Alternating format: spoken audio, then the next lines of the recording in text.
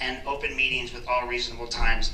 There was no posted rule, no ordinance, no hearing, therefore no due process for Mr. Mauricio or for anyone else who's been stopped at that door. This is not about safety, it's about fear. Fear of the people you serve. When public servants start building walls between themselves and the public, they stop serving and start ruling. For 13 years, Mihawk's been doing this by issuing contempts where he shouldn't have been. There's 3 Supreme Court rulings here that I won't bother you with, but they all support the recording in public buildings. Mr. Mauricio received none of that, neither did I. Both of us were treated as intruders in a building that our tax dollars have built and paid for. So tonight I ask this council to act not behind and hide behind security, but to restore the rule of law. Suspend the security directive immediately, publicly post any rules governing access and recording, affirm in writing the city hall belongs to the people and no one will be denied entry without lawful cause. Because when the government fears its citizens, that's tyranny. And when the citizens fear their government, that's oppression. But when both stand face to face for accountability, that's democracy. Thank you. Also, ask your officers not to drive drunk and drive home. That'd be cool. Yeah, clap. Item 10, legislation. Nobody wants first the law. reading. No, because they don't like what I have to say. It's called the truth. You know it. Excuse me. Item 9, committee reports. The Finance and Claims Committee met on Monday, October 13th for quarterly budget discussions. No action was taken as this was for informational purposes only. Mr. Nutt. Thank you, sir. Make a motion to receive and file. Mr. Damachia. Support motion. Please vote. The motion carries unanimously. Item 10, legislation first reading. Item A is introduced by Mr. Nutt. A resolution accepting the amounts and rates as determined by the Budget Commission and authorizing the necessary tax levies and certifying them to the county auditor. Mr. Nutt. Thank you, sir. Through the chair, I make a motion to suspend the 3 reading rule. Ms. Duval. Concur. Please vote. The rule is suspended. Any discussion? This is gonna be about 3 hours long. No discussion. Mr. Nutt. Thank you, sir. I make a motion for passage. Ms. Duval. Concur. Please vote. The resolution is passed unanimously. Item B. Item B is introduced by Mr. Damachia.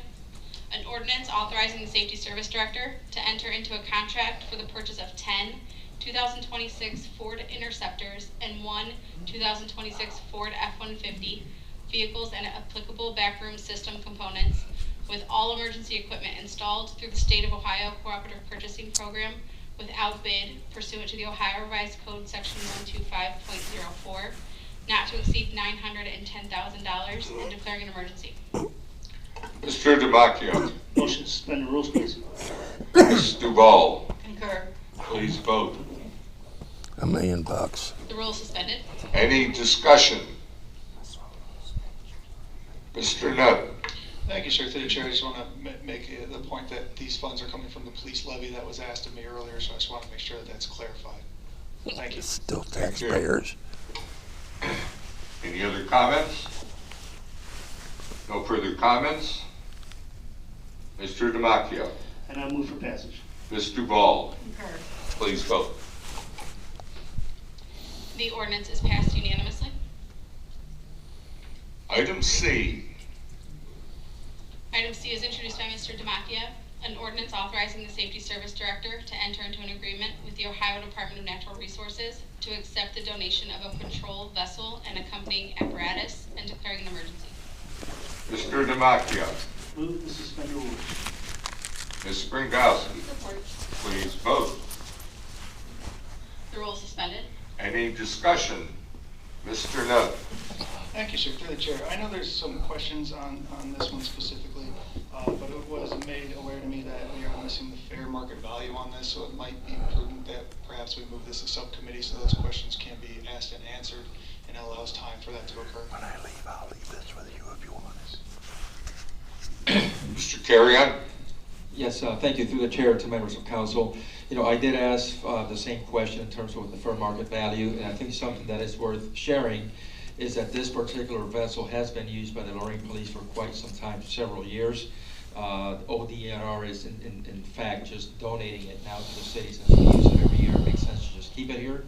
So as we look at the fair market value, I know it was a 2004 unit, we were trying to get some numbers, but we felt that whatever the value is for that year, it would be below the 77,250 threshold for council, but we wanted to present it anyway because it's a new asset to the city that will need maintenance and ongoing attention.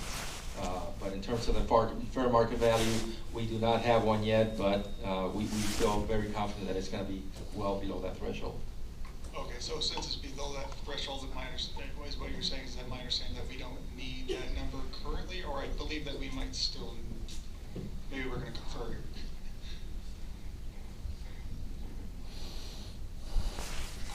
You done, Mr. Nutt? Okay. Ms. Brangowski?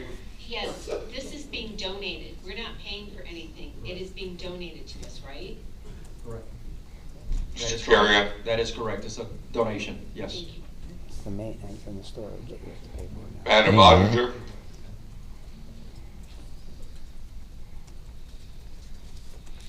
Through the chair to all council, the reason a fair market value was requested because we have to track all assets of the city, and that's what I have to put down as the asset value for the fixed asset purposes only. It has nothing to do with, the value being donated. It's just I need a value for the fixed assets. Thank you. Ms. Duval, you lights on? Yes. In discussing this, if it's a 14-year-old, say 14? Yeah, it's an old boat. If and we're required to do the maintenance on it, does that maintenance come out of the police levy or come out of the city funds? Out of my pocket. Mayor Bradley? I don't think I can answer that question. I mean, we've had this boat for over 10 years, so it's not a new asset. It's something that our Marine Patrol has been using. So I don't know, Chief, you got some information on this that you might be able to help us with?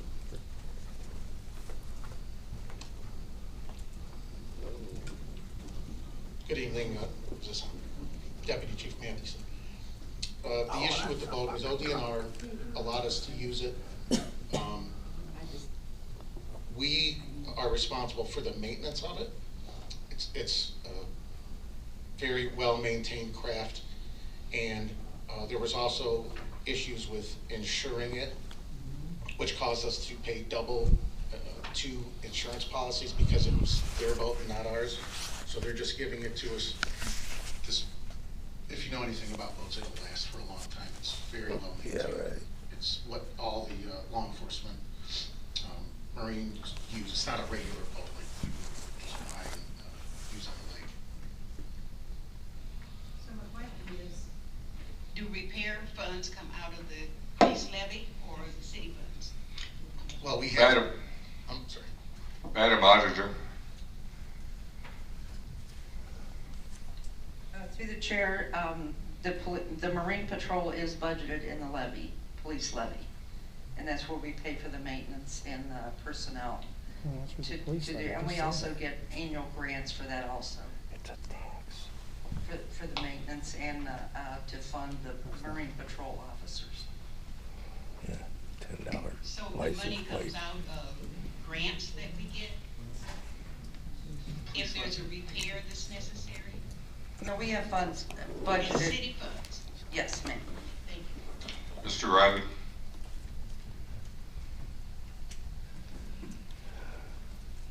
Through the chair to council, I'm not aware of any requirement that council set the fair market value. You are duty bound to accept the donation. I think it's certainly appropriate for the safety service director to communicate to the auditor the value of the boat after his determination is made. I don't believe it's necessary to be sent to committee for that purpose. Otherwise, you could choose to act on the legislation tonight. Mr. Demakia? Yeah, I just want to be clear on what we're discussing here, right? We are being donated by ODNR, the same vessel that we've been using for many years and maintaining in our police levy budget. So the only thing we're doing here is accepting the donation. So again, to Mr. Riley's comments and everybody else, I'm perfectly comfortable supporting this donation, and I definitely appreciate ODNR giving us ownership of it because now it belongs to the city of Lorraine. So I do appreciate that donation. Thank you so very much. Please support it. Any other questions, comments?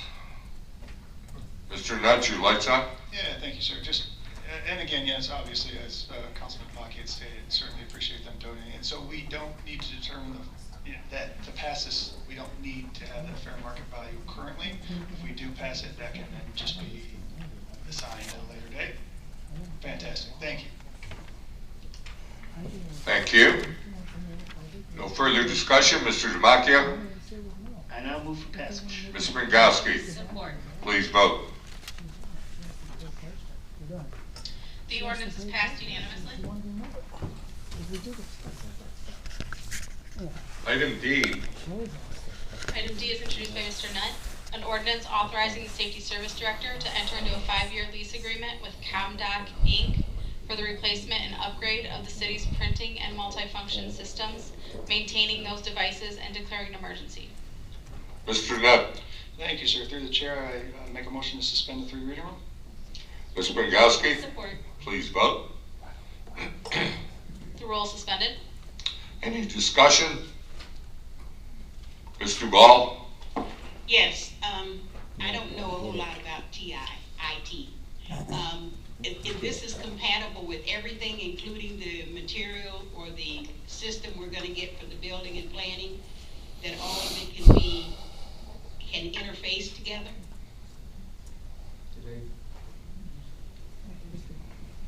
Mr. Comer will answer that. Oh. Our IT director. He's here? Yeah, he never answers emails. Ask him if he can give me some public records. And through council, these are multi-function devices or copiers. So they reside on our network, they're a device on our network. Any system on our network can use them. Thank you. Any other questions for Mr. Comer while he's at the mic? Can I have my records? Thank you. You're welcome. We'll proceed. Mr. Nutt? Thank you, sir. I make a motion to pass. Ms. Springowski? Support. Please vote. The ordinance is passed unanimously. Item E. Item E is introduced by Mr. Nutt. An ordinance authorizing the Safety Service Director to enter into a 5-year agreement with ComDoc, Inc. for the maintenance and servicing of the city's printing and multifunction systems and declaring an emergency. Mr. Nutt? Thank you, sir. Through the chair, I make a motion to suspend the 3 reading rule. Mr. Demakia? Support. Please vote. Rule suspended. Any discussion? No discussion. Mr. Nutt? Thank you, sir. I make a motion for passage. Mr. Demakia? Support motion. Please vote. The ordinance is passed unanimously. Item F. Item F is introduced by Mr. Demakia. An ordinance authorizing the Safety Service Director to give consent to the Director of Transportation to perform annual mowing for State Route 2 corridor, including ramps and rest areas, and declaring an emergency. Mr. Demakia? Move to suspend the 3 reading rule, please. Ms. Springowski? Support. Please vote. The rule is suspended. Any discussion? No discussion. Mr. Demakia? Move for passage. Ms. Springowski? Support. Please vote. The ordinance is passed unanimously. Item G. Item G is introduced by Mr. Nutt. An ordinance authorizing the Safety Service Director to waive utilities and engineering department fees associated with the Lorraine Port Authority's Black River Landing Amphitheater project within the city of Lorraine and declaring an emergency. Mr. Nutt? Thank you, sir. Through the chair, I make a motion to suspend the 3 reading rule. Ms. Handley? Support. Please vote. Planning this for how long? Everyone. The rule is suspended. Any discussion? Ms. Duval? Yes. I guess I'm a little concerned that this is declared an emergency. Weren't the plans for that development made more than a year ago? Mm-hmm. Mr. Carrion? Man, I love her. Yes, through the chair I to hate members of her. council and Councilman Duval.